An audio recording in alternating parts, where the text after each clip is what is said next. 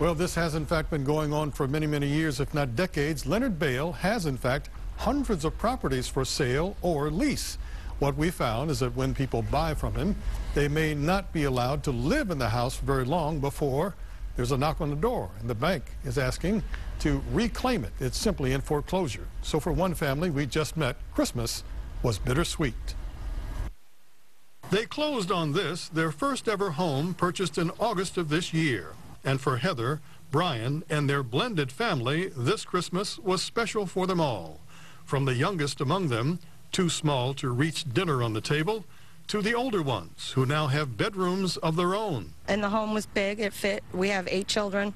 It fits all of us. 3 bedrooms, full basement. With lots of food and friendship for this family of 10, it was a warm and wonderful first Christmas for them in this little house in Redford.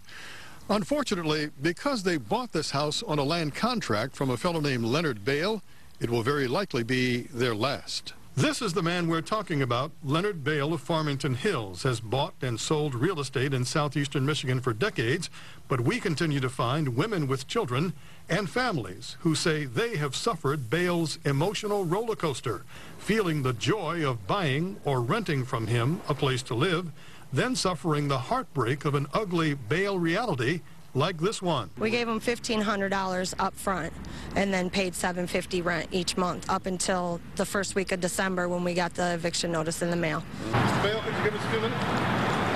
Thank you. He has an appointment. For weeks we've been trying to get answers from Len Bale. Then just before Christmas we told you Shirley's story, how this mother of 6 rented a 3-bedroom home in Inkster from Bale, only to discover plumbing and other problems that make this house not qualified for occupancy, according to the city.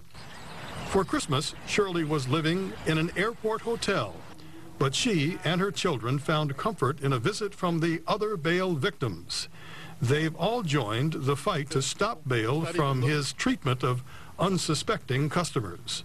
It's really a lot of people that he's doing this to. And I could not believe that he sleeps at night knowing he did all these people like this. Attorney Paul Hughes has successfully represented Bale victims. He managed to get $900 back for Shirley's. And Paul Hughes? And Paul got my money back. Yes, about $900 for Shirley. We know of at least 24 people who have filed formal complaints against Leonard Bale with the Wayne County prosecutor and the state attorney general.